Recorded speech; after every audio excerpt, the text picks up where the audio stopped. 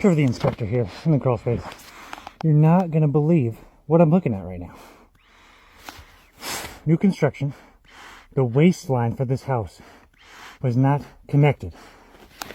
Literally, poop in the crawl space.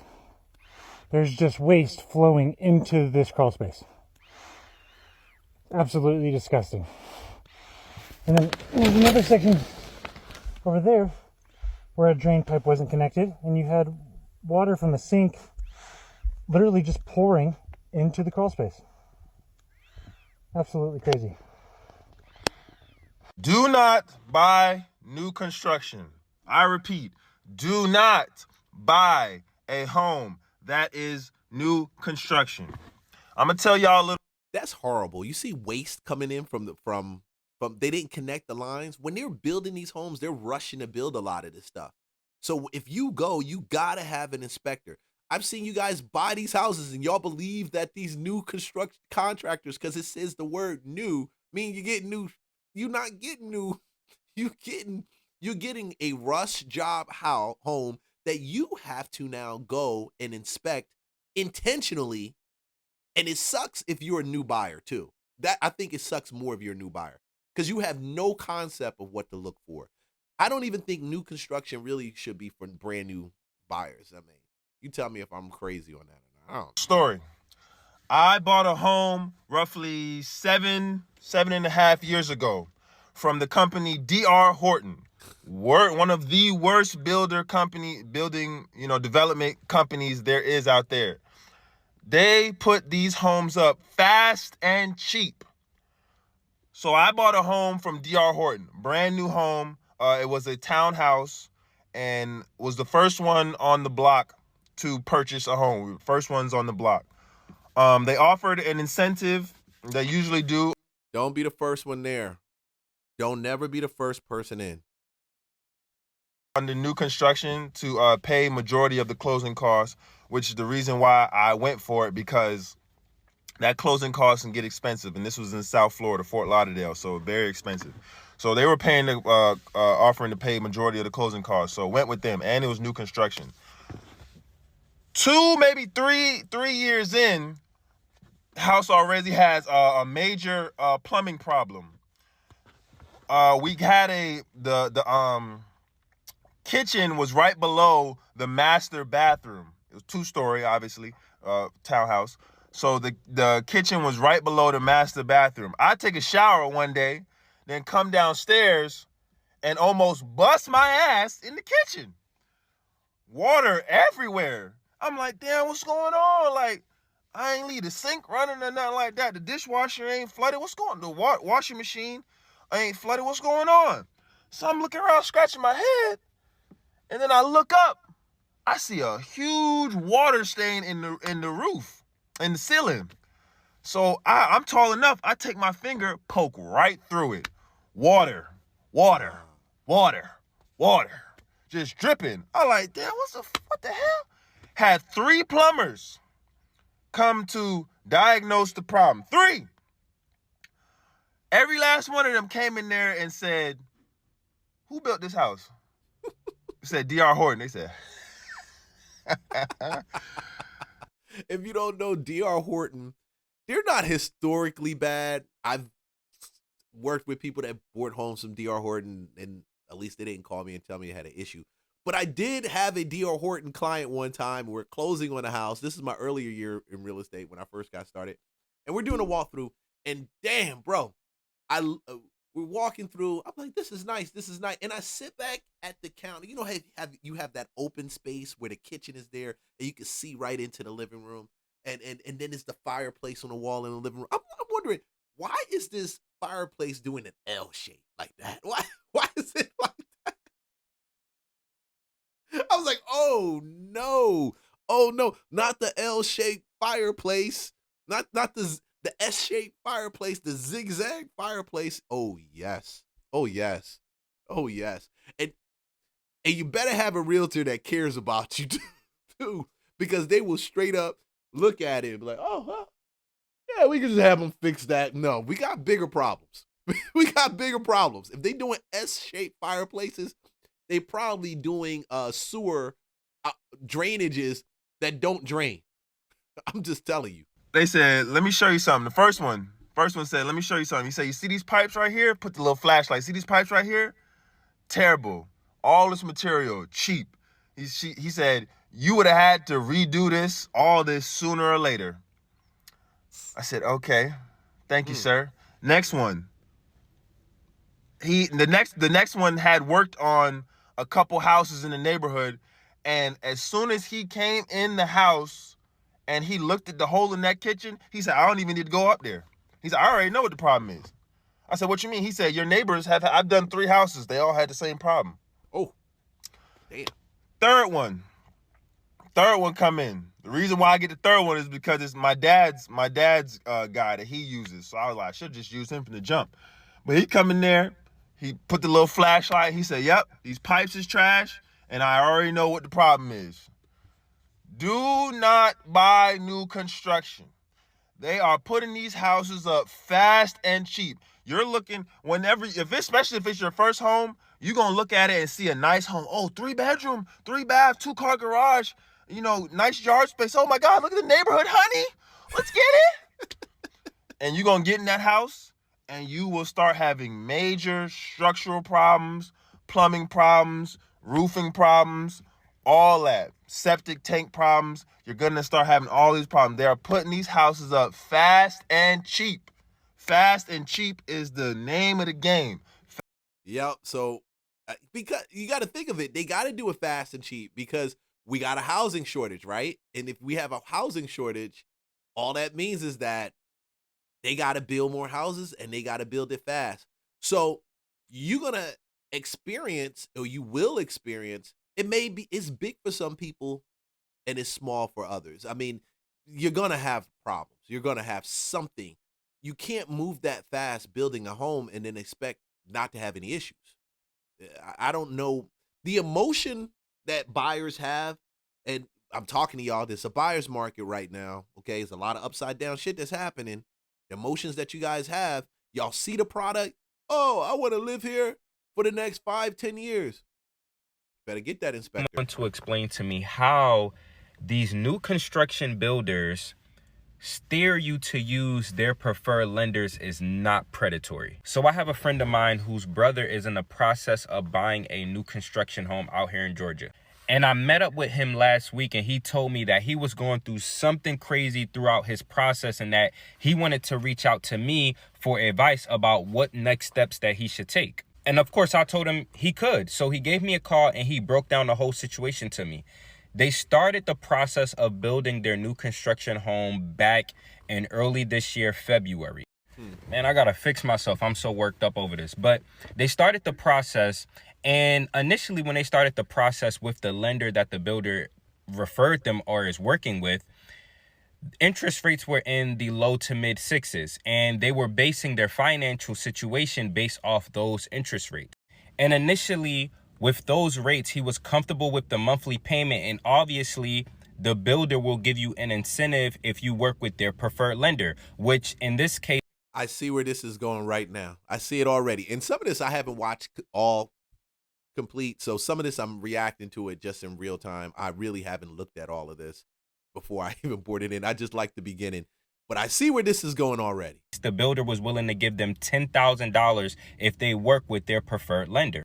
Now, here's where the problem starts. The lender wasn't able to lock in that initial 6% interest rate that he quoted them because the lender cannot lock in the rate until the home is actually completed. So now we're in late October, early November, and the home is finally completed. But the problem is interest rates have changed, and by a lot. So now they're quoting him a rate in the mid to high 7s, and obviously his payment has jumped up astronomically, and he wasn't prepared for that. So he came to me and asked me, was there any other options that he could do or take advantage of in order to get that interest rate down in order to be at a more manageable monthly payment? And I tell him, sure, you can use that $10,000 that the builder is giving you to buy down your interest rate, whether that... Okay, so I'm just stopping in the middle. This is why I say new construction can be great and it can be horrible. at the same time. Horrible because he nailed it. I've seen this situation firsthand and got a phone call and another agent asking me what I thought, how can they navigate this, what happens. And it's nothing too much you can do. Or you could end up losing your earnest money. If you put $5,000 down and you pull out the deal when the house is done, they started building in February, house is done in October, you lose your $5,000. They will happily take that house because it appraised for more. That's one reason why the rate went up too. We're talking about the rate. We're not even talking about the appraisal. If it appraises for more, you're going to pay more. You're going to pay that appraised price. You're not going to pay the price that you have right there, bro. Yeah, the contract locked. You said, but I had a contract for this. Yeah, you had a contract for that. Now imagine you wanted to appraise more. That's great, right? Imagine if it appraises for less. And you got a contract now that's locked in and it's $300,000. And it appraises for $290,000. Let's back it up. Let's say it appraises for $290,000. You think they're going to adjust the price for $290,000? No. They're going to keep you at the $300,000. Your lender's going, hey, the house is only valued at $290,000, and your lender's going to loan you $290,000. And your behind is going to come out with $10,000. You're going to have to come out with that $10,000 to make it work. I've seen it. I just saw it. I just saw it probably about 1.5 years ago, 2 years ago. I just saw it. That was 2 years ago. We're in 2026. Imagine how bad it's going to be now. Because you also have a softening of values that's taking place. Meaning the market was running. The market was running. Now there's a pullback. And as you have a softening, you think, man, I'm going to pay that softening amount. No, you're going to pay that new. You're going to pay that new. That be a fixed rate or a temporary buy down of the interest rate. My friend's brother proceeds to tell me that lender said that their credit score is too low in order for them to buy down the interest rate. And I'm looking at him dazed and confused like, what? Like, that does not make any sense. So I told my friend's brother, go ahead and send me that loan estimate. And I'm about to show you guys exactly what I was looking at.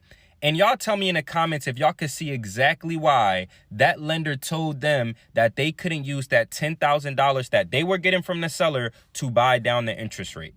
So pause this loan estimate and tell me if you can see it. Tell me if you could see exactly why the lender said they couldn't use that $10,000 to buy down their interest rate because that money was going towards something else on here. Have you figured it out yet? If you haven't, it's okay. I'll show you. The lender is charging them almost $13,000 in origination fees alone. Wow. So there's no way that you can use that $10,000 in seller's credit towards buying down your interest rate. Why? Because all of it is going right back to the lender. And what makes matters a little bit worse, when reviewing this loan estimate, I realized my friend's brother put down a deposit of $15,000. Ooh.